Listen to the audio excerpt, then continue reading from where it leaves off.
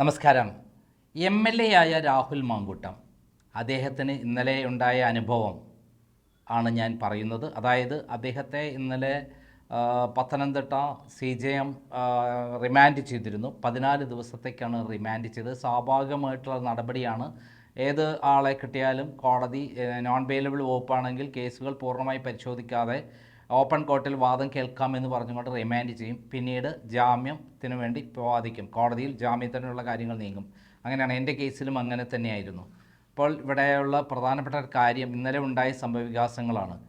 അദ്ദേഹത്തെ ഇന്നലെ അവിടെ നിന്ന് ജയിലിലേക്ക് കൊണ്ടുപോകുമ്പോഴൊക്കെ തന്നെ പിണറായി വിജയൻ്റെ പ്രത്യേക നിർദ്ദേശപ്രകാരം CPM-കാരും അതേപോലെ BJP പ്രവർത്തകരും അദ്ദേഹത്തിന് പ്രതിഷേധവുമായി വന്നിരുന്നു. അതുകൊണ്ട് തന്നെ ഇത് അദ്ദേഹം കൂടുതൽ എന്തായി പ്രശസ്തനായി എന്നല്ലാതെ വേറൊന്നും ഉണ്ടായില്ല. ഈ കേസ് മോശമായ കേസാണെങ്കിലും അദ്ദേഹം ലോകം മുഴുവൻ അറിയപ്പെടുന്ന ഒരാളായി മാറി.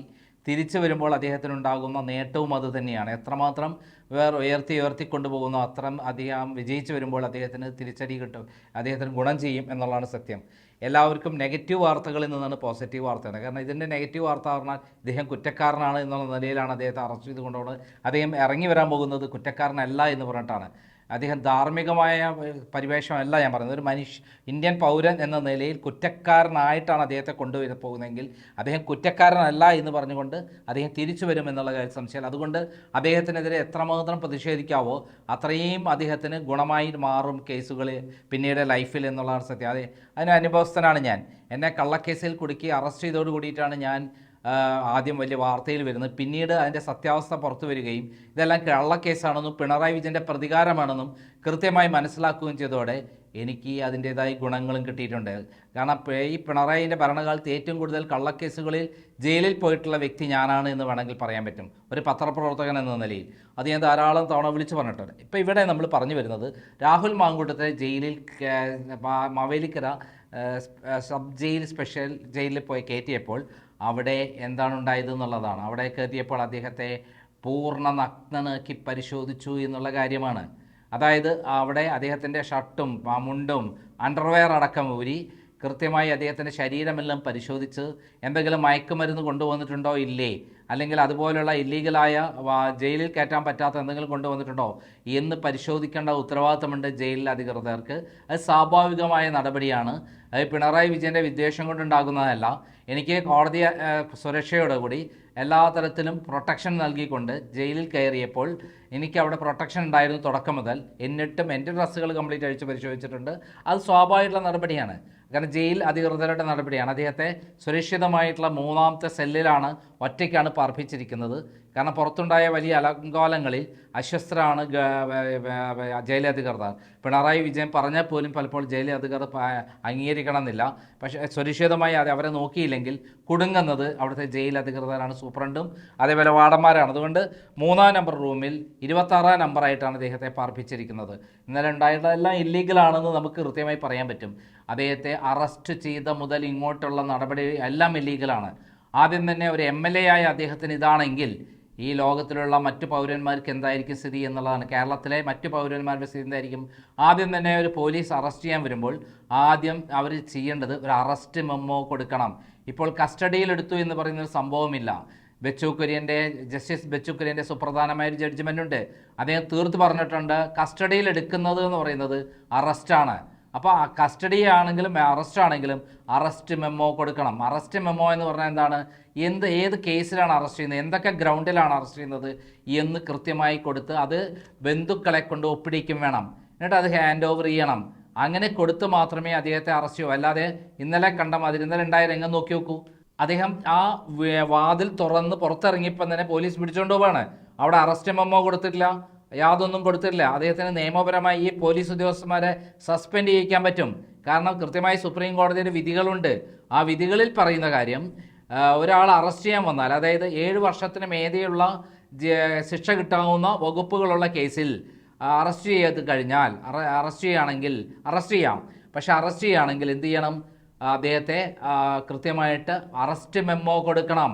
DK ബാസു വെസ്റ്റ് ബംഗാൾ കേസിൽ പിന്നീട് സുപ്രീം കോടതി അതിനെ ഭേദഗതി വരുത്തിക്കൊണ്ട് സുപ്രധാനമായ വിധികൾ പറയുകയുണ്ടായി. അതിൽ ഏറ്റവും പ്രധാനപ്പെട്ട കാര്യം, അദ്ദേഹത്തിന് അറസ്റ്റ് മെമ്മോ കൊടുത്തിട്ടില്ല. അതിൽ ഗ്രൗണ്ട് കൊടുത്തിട്ടില്ല. മാത്രമല്ല അദ്ദേഹത്തിന് ഏത് കേസാണെന്ന് കൃത്യമായി കൊടുക്കണം. അതാണ് അദ്ദേഹത്തിന് ആ FIRൻ്റെ കോപ്പി കൊടുക്കണം, എന്നിട്ട് വിശദീകരിച്ച് കൊടുക്കണം. അതിനുശേഷം അദ്ദേഹത്തിന് എന്ത് ചെയ്യണം? അദ്ദേഹത്തിന് അഡ്വക്കറ്റിനെ വിളിക്കാനുള്ള, അദ്ദേഹത്തിൻ്റെ സുഹൃത്തുക്കളെ വിളിക്കാനുള്ള അവകാശമുണ്ട്. അതും കഴിഞ്ഞ് മാത്രമേ അദ്ദേഹത്തെ അവിടുന്ന് കൊണ്ടുപോകാൻ പറ്റുകയുള്ളൂ. എന്നാൽ ഇതൊന്നും തന്നെ ഇന്നലെ വന്ന പോലീസ് ഉദ്യോഗസ്ഥന്മാർ, ആലത്തൂർ DYSPയുടെ നേതൃത്വത്തിലുള്ള പോലീസ് ഉദ്യോഗസ്ഥന്മാർ ചെയ്തിട്ടില്ല. അദ്ദേഹത്തെ അവിടെ നിന്ന് പെട്ടെന്ന് ഇറക്കിക്കൊണ്ട് മിനിറ്റുകൾക്കുള്ളിൽ പോലീസ് അകത്ത് കയറി പുറത്തേക്ക് ഇറക്കി വാനിൽ കയറ്റി നേരെ പത്തനംതിട്ട AR ക്യാമ്പിലേക്ക് കൊണ്ടുപോവുകയായിരുന്നു. ഇവിടെ ഈ പോലീസ് ഉദ്യോഗസ്ഥന്മാരെല്ലാം സസ്പെൻഷനാവും, അവർ കൊടുങ്ങുകയും ചെയ്യും, നഷ്ടപരിഹാരം കൊടുക്കും വേണ്ടി വരും ആർക്ക്? രാഹുൽ മാങ്കൂട്ടത്തിന്. ഈ കേസിൽ ഒന്നാമത്തെ കാര്യമാണ് ഞാൻ പറഞ്ഞിട്ടുള്ളത്. രണ്ടാമത്തെ കാര്യം, പിന്നീടുണ്ടായ നടപടിക്രമങ്ങളെല്ലാം തന്നെ ഇല്ലീഗലാണ്. അദ്ദേഹം അറസ്റ്റ് ചെയ്തതോടുകൂടി ഇല്ലീഗലായി അറസ്റ്റ് ചെയ്തു എന്നുള്ളത് തെളിയിച്ചു കഴിഞ്ഞാൽ തന്നെ കോടതിയിൽ നിന്ന് ജാമ്യം കിട്ടും. പിന്നെ ഏറ്റവും പ്രധാനപ്പെട്ട കാര്യം, സുപ്രീം കോടതിയുടെ സുപ്രധാന വിധിയിലൂടെ കൃത്യമായി ജഡ്ജ്മെൻറ്റ് വന്നിട്ടുണ്ടെന്ന് നാഗരത്നയുടെ, ഒരു ലേഡിയായ ജസ്റ്റിസ് നാഗരത്നയുടെ സുപ്രധാന വിധിയുണ്ട്. വിവാഹം കഴിക്കാമെന്ന് പറഞ്ഞ് ആരെങ്കിലും വാഗ്ദാനം ചെയ്ത ലൈംഗിക ബന്ധത്തിൽ ഏർപ്പെട്ടാൽ അത് എന്തല്ല, അത് കുറ്റമല്ല, ബലാത്സംഗമായി മാറില്ല, അവരുടെ പൂർണ്ണ സമ്മതത്തോട് കൂടിയിട്ടാണ് എന്നുള്ളതാണ്. അപ്പോൾ അങ്ങനെയുള്ള ബന്ധങ്ങളിൽ പിന്നീട് കേസ് നിലനിൽക്കുകയില്ല എന്ന് ഇപ്പോൾ 8-ാം തീയതി സുപ്രീം കോടതി ഒരു വിധി പ്രഖ്യാപിച്ചിട്ടുണ്ട്. ആ വിധിയിലെ സുപ്രധാനമായ കാര്യങ്ങൾ ഇങ്ങനെയാണ്.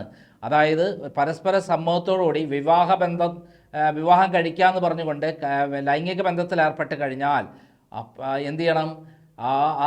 പിന്നെ അത് ബലാത്സംഗമായി കരുതില്ല. അപ്പോൾ ഇവിടെ അങ്ങനെയാണ് എന്നാണ് പറഞ്ഞത്, അത് ബലാത്സംഗമായി കരുതില്ല. പിന്നെ ഇവിടെ ബലാത്സംഗമല്ല എന്ന് പറയുന്ന ധാരാളം തെളിവുകൾ ഇപ്പോൾ പുറത്തു വന്നിരിക്കുകയാണ്.